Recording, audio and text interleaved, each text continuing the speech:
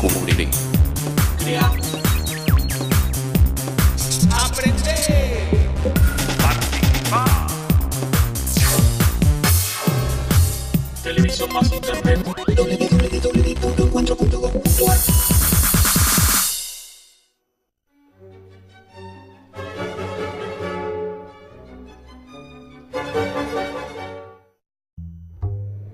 Este es un programa de filosofía por televisión. Ustedes se preguntaron por qué estamos aquí. Yo existo porque pienso.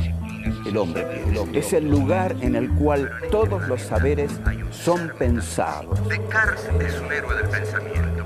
Es difícil enfrentar las grandes Es cuestiones. un libro de Jean-Paul Sartre, Crítica de la razón dialéctica. Esta es la historia de la filosofía de Hegel. La filosofía es la totalidad de lo real, porque piensa. La totalidad de lo real. Encuentro número 4. La filosofía corta la cabeza del 16. ¿Qué es un filósofo idealista? ¿Qué es el iluminismo? ¿Cuál es el rol del intelectual revolucionario? ¿Es este el mejor de los mundos posibles?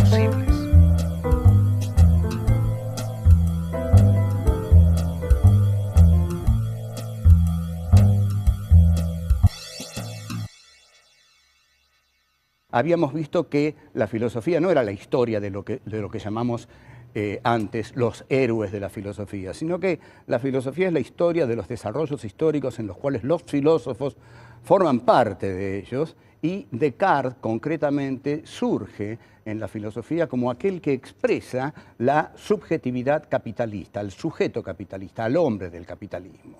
Y que para esto tiene que darse todo un proceso histórico en el cual el descubrimiento de América, Copérnico, Galileo, Giordano Bruno cuestionan el orden de la teología medieval. Surge así el ergo sum cartesiano, el pienso, luego existo, que es partir del sujeto como punto indubitable del conocimiento de la realidad.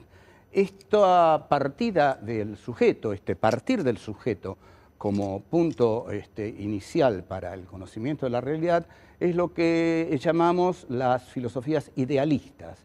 Las filosofías idealistas son aquellas que parten del yo para conocer la realidad. Vimos todos los problemas que se le causaban a Descartes para justamente demostrar la existencia de la realidad externa. Como Descartes se había preguntado si todo lo que existía y todo lo que él veía ahí afuera realmente era real, existía, y había imaginado la posible existencia de un genio maligno que lo engañara. Pero había dicho, ese genio maligno no puede existir porque Dios es absolutamente bueno, y si yo veo todas esas cosas allá afuera, debo confiar en la veracidad divina. Dios no habrá de engañarme. Pero para esto tenía que demostrar, seguimos repasando, tenía que demostrar la existencia de Dios. Y para demostrar la existencia de Dios, entonces Descartes dice, Dios existe porque Dios es perfecto y la idea de la perfección está en mí. Y si la idea de la perfección está en mí, no la puedo haber puesto yo, que soy un ser imperfecto. La tiene que haber puesto un ser perfecto, y ese ser perfecto es Dios. Nos acercamos entonces, ahora vamos a pasar de Descartes a un pensador que se las trae. Miren, yo voy a ser sincero con ustedes.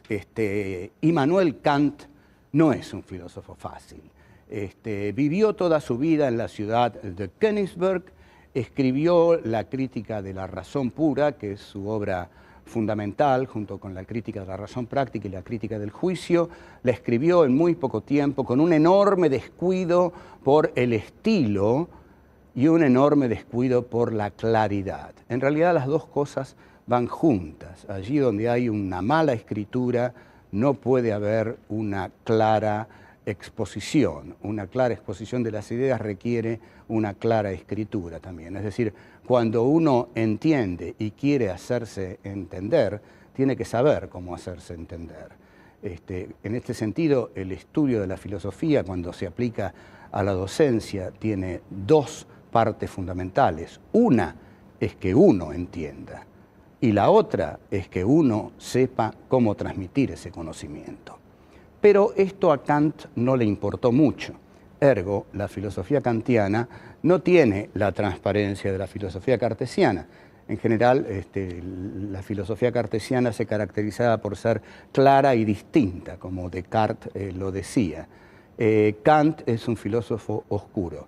Yo no voy a tratar la improbable misión de simplificarlo, porque justamente les voy a contar una anécdota para aclarar esto. Parece que cierto día Einstein, el físico, iba caminando por ahí, se le acerca un tipo y lo encuentra. Oh, hola Einstein, le dice, ya que lo encuentro, quería preguntarle si me puede explicar la teoría de la relatividad.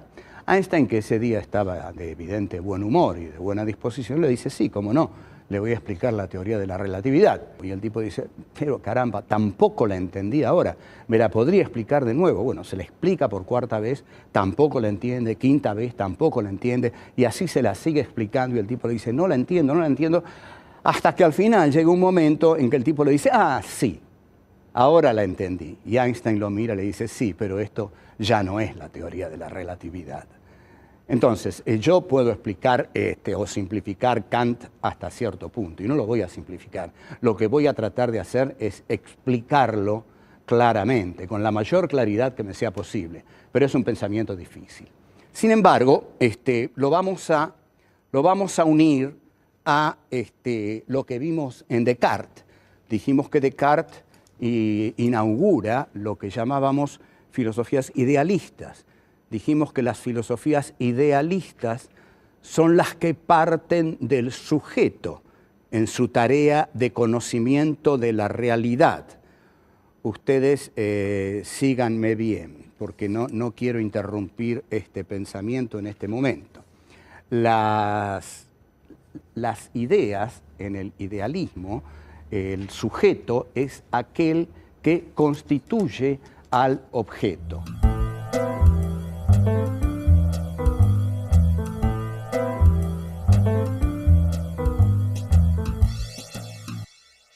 ¿Qué pasa con Kant?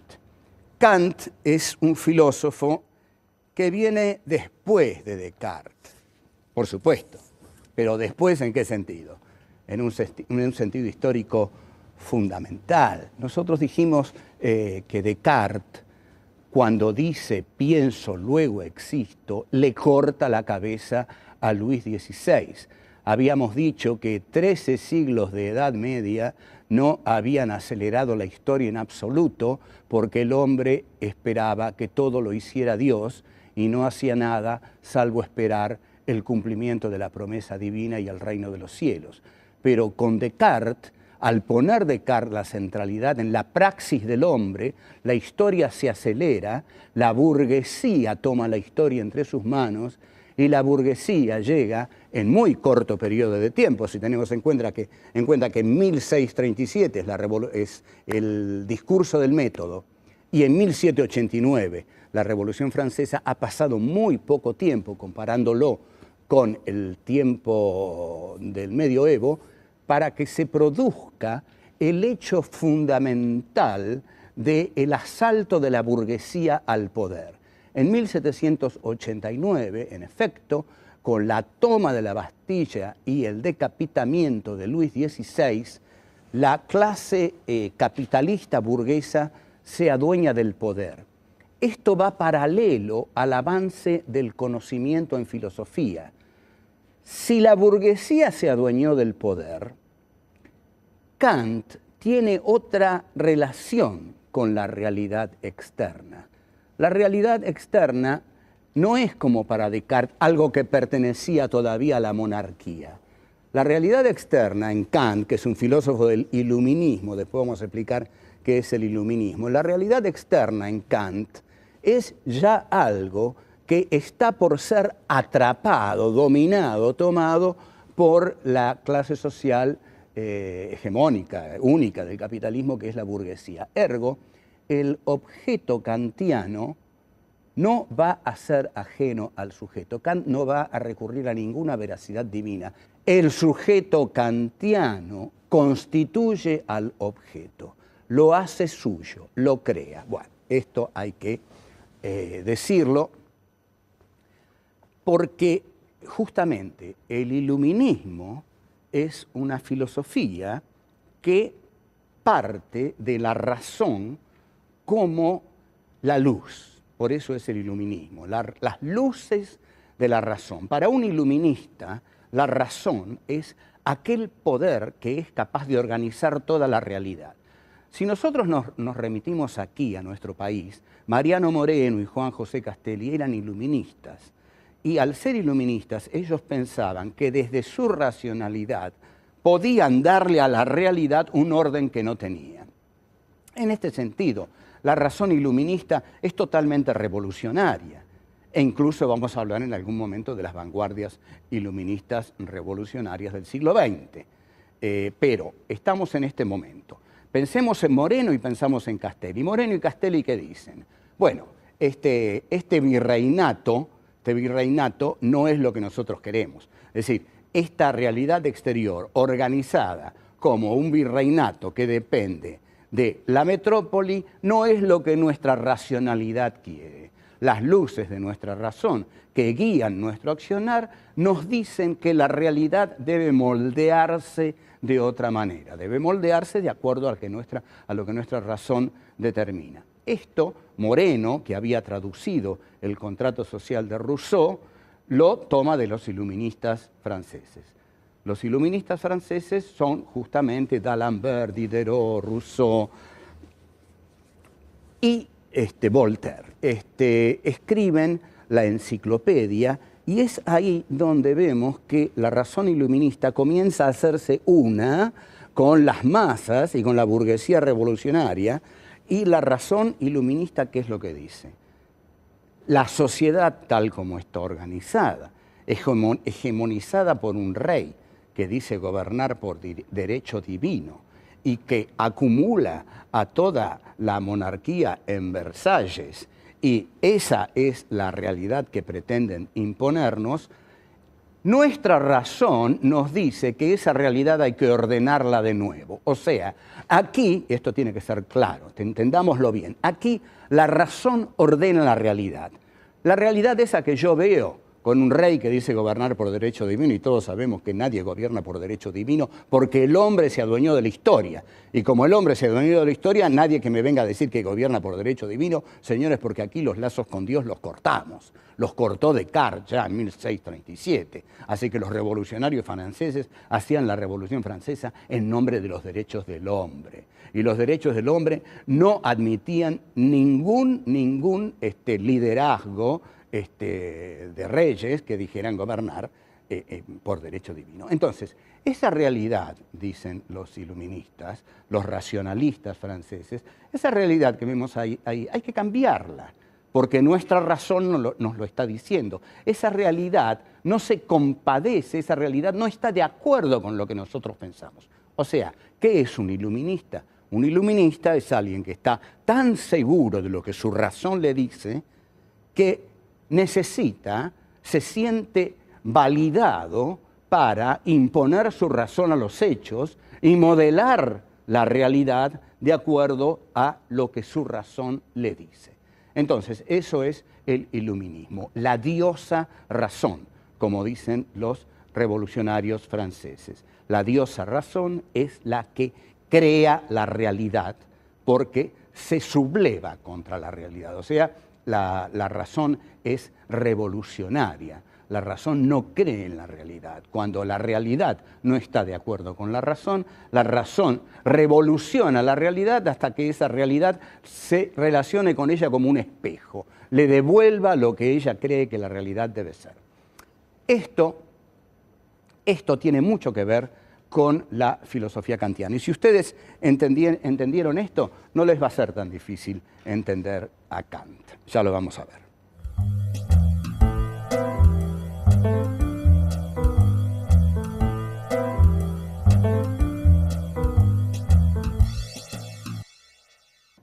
El rol del intelectual revolucionario lo estamos viendo. Los pensadores que impulsaron la Revolución Francesa, los llamados enciclopedistas, eran intelectuales, filósofos revolucionarios que vieron que el sentido de su época era que una nueva clase social, o al menos una clase social distinta a la que tenía el poder político, porque el poder económico ya estaba en manos de la burguesía, veían estos intelectuales que la clase burguesa, capitalista, debía tomar el poder político que todavía estaba en manos de la nobleza. Entonces, estos intelectuales escriben un texto, que es la enciclopedia, donde las brillantes plumas de D'Alembert, Diderot, Voltaire, Rousseau, se unen para explicar lo que está pasando, y en tanto lo explican, lo aclaran, es decir, inciden en los revolucionarios, porque los revolucionarios, siempre que la realidad es puesta en ideas, ya no solo luchan, sino que saben por qué luchan. Aquí, en 1845, cuando los unitarios de Montevideo, que luchaban contra Rosas, leen el Facundo de Sarmiento, dicen una frase notable: ahora sabemos por qué luchamos, dicen. Mientras que la frase que dice Rosas es justamente la contraria. Dice: así es como se me ataca, ya verán que nadie me defiende de este modo. Entonces, el rol del intelectual es saber que participa de la historia, saber que la historia cambia, percibir esos cambios y hundirse en ellos como un elemento más, pero como el elemento de la comprensión, como el momento de la intelección del cambio. Porque todo proceso debe pensarse a sí mismo, y se piensa a sí mismo en todos aquellos que participan de él, pero el intelectual revolucionario es el que tiene un protagonismo fundamental en esto, porque es quien está capacitado para pensarlo con más rigor. Pero justamente su rigor es tal porque forma parte de la historia de ese movimiento revolucionario. Por ejemplo, Voltaire escribe un libro muy encantador que es Cándido o el optimismo. Aquí lo que hace Voltaire es poner a un personaje al que llama Doctor Pangloss, y a este Doctor Pangloss en él encarna una concepción del filósofo Leibniz acerca de el mejor de los mundos posibles. Leibniz había razonado muy simplemente del siguiente modo: Dios se había puesto a elegir mundos. De todos los mundos posibles, Dios eligió el mejor para nosotros. O sea que con todas las imperfecciones que tiene, es de todos modos el mejor de los mundos posibles que Dios eligió para nosotros. Esta es la filosofía panglossiana del doctor Pangloss, que tiende, por supuesto, a la justificación total y absoluta de todo lo existente. De aquí que se diga de aquellos que tienden a justificar las situaciones de hecho, aun cuando sean atroces, que son panglossianos. Ahora, con esto Voltaire intentaba decir que se vivía en el peor de los mundos posibles. Y esto lo dice el personaje Cándido. Cándido le dice a Pangloss: pero sin embargo, el mal se ha enseñoreado de la tierra.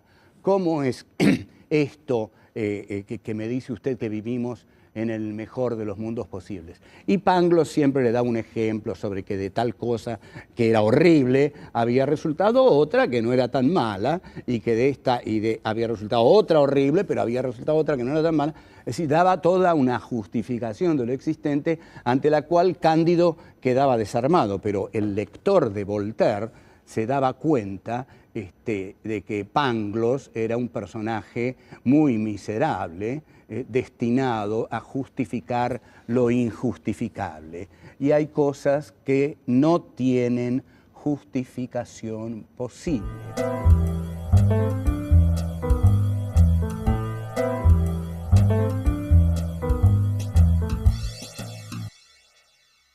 Marx dice, la filosofía tiene que estar al servicio de tornar explícita la ignominia. Entonces va a decir una frase notable, realmente notable. Hay que hacer la ignominia más ignominiosa pensándola, haciéndola conocer. Una vez que toman conciencia de su ignominia se les vuelve más ignominiosa, porque la conciencia de la ignominia hace intolerable la ignominia. Es decir, yo puedo pasarme mi vida entera hundido en una situación de indignidad. Si en algún momento no tomo conciencia de ella, puedo seguir así eternamente. Ahora, en ese momento, en el momento exacto en que tomo conciencia de mi indignidad, ahí hay un quiebre, hay una ruptura, ahí yo paso a ser otro.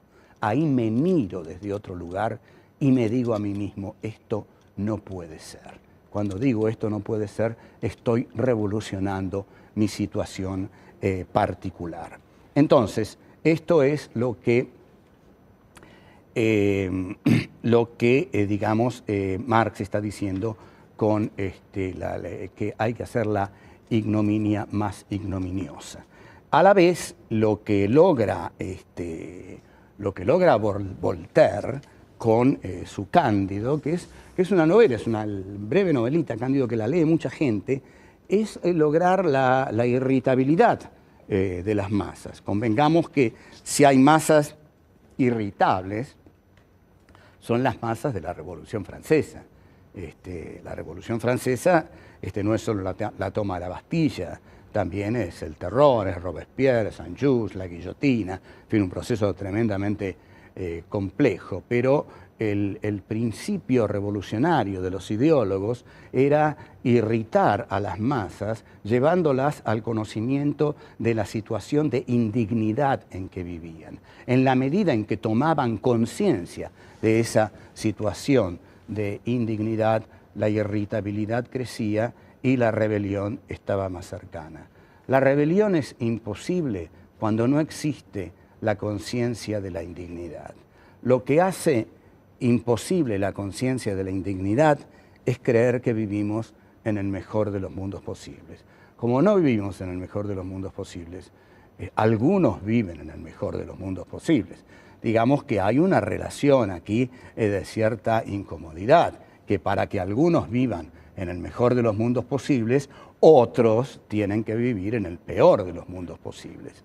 Esta tremenda injusticia que subyace al sistema social casi único en estos momentos, esta situación tiene que llevarse a la conciencia de aquel que padece la indignidad. Es decir, entonces yo diría que gran parte de la tarea de la filosofía es revelarle o conseguir que aquel que está sumergido en el oprobio durante su existencia tome en algún mundo conciencia de este oprobio. En la medida en que toma conciencia de este oprobio, la decisión de cambiarlo empieza ahí. En la medida en que no la toma, va a seguir siendo siempre una mera cosa de un aparato que la explota, que lo explota. Pero también todo eso tiende a que el individuo no se encuentre con su propia subjetividad, que no llegue a ese momento en el que diga, pero esta es la vida que yo quiero vivir, este soy yo, esto es lo que soñé para mí, esto es lo que yo soñé de joven. ¿Hasta qué punto estoy traicionando absolutamente mi juventud? Porque yo pensé algo para mí cuando era joven. Después lo fui pensando cada vez menos. Después entregué esto, después entregué aquello, después entregué aquello. Y ahora estoy aquí, entregado, idiotizado, viendo estupideces todo el día, obedeciendo órdenes durante el día, comiendo mal y viendo estupideces y durmiendo mal también. Esto tiene que cambiar. Ese momento exacto es el de la conciencia crítica, el de la conciencia crítica. La conciencia crítica es ese momento en el cual el individuo descubre su yo verdadero, íntimo, el yo desde el cual él se permite cuestionar su propia vida y el mundo que lo rodea. Y esto es realmente muy, muy alentador. La filosofía debe ayudar en estas cosas a que ocurran. Son muy valiosas.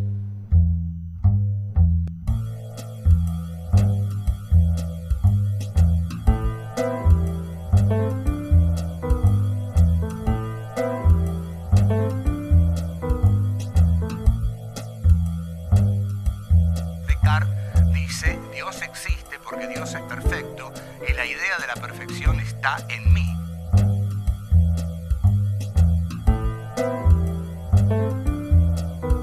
Para un iluminista, la razón es aquel poder que es capaz de organizar toda la realidad.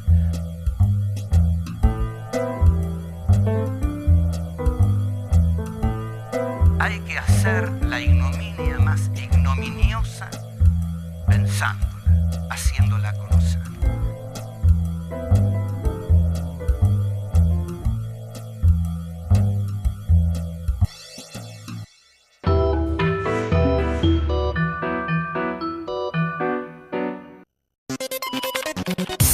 Descubrir.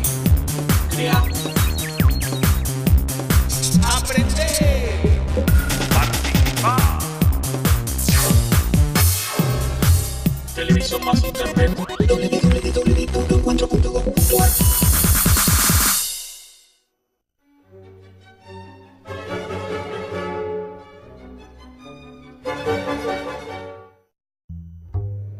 Este es un programa de filosofía por televisión. Ustedes se preguntaron por qué estamos aquí. Yo existo porque pienso. El hombre piensa. Es el lugar en el cual todos los saberes son pensados. Descartes es un héroe del pensamiento. Externa, como Descartes se había preguntado si todo lo que existía y todo lo que él veía ahí afuera realmente era real, existía, y había imaginado la posible existencia de un genio maligno que lo engañara. Pero había dicho, ese genio maligno no puede existir porque Dios es absolutamente bueno, y si yo veo todas esas cosas allá afuera, debo confiar en la veracidad divina. Dios no habrá de engañarme. Pero para esto tenía que demostrar, seguimos repasando, tenía que demostrar la existencia de Dios. Y para demostrar la existencia de Dios, entonces Descartes dice, Dios existe porque Dios es perfecto y la idea de la perfección está en mí. El orden de la teología medieval. Surge así el ergo sum cartesiano, el pienso, luego existo, que es partir del sujeto como punto indubitable del conocimiento de la realidad. Esta partida del sujeto, partir del sujeto como punto inicial para el conocimiento de la realidad, es lo que llamamos las filosofías idealistas. Las filosofías idealistas son aquellas que parten del yo para conocer la realidad. Vimos todos los problemas que se le causaban a Descartes para justamente demostrar la existencia de la realidad. Es difícil enfrentar las grandes cuestiones. Es un libro de Jean-Paul Sartre, Crítica de la razón dialéctica. Esta es la historia de la filosofía de Hegel. Es decir, la filosofía es la totalidad de lo real, porque piensa. La totalidad de lo real. Encuentro número 4. La filosofía corta la cabeza del 16. ¿Qué es un filósofo idealista? ¿Qué es el iluminismo? ¿Cuál es el rol del intelectual revolucionario? ¿Es este el mejor de los mundos posibles?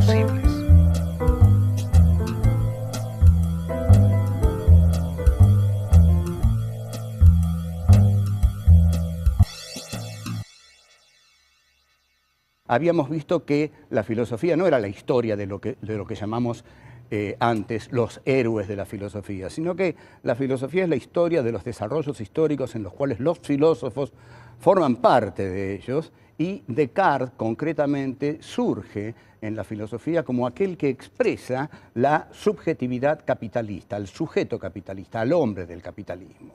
Y que para esto tiene que darse todo un proceso histórico en el cual el descubrimiento de América, Copérnico, Galileo, Giordano Bruno cuestionan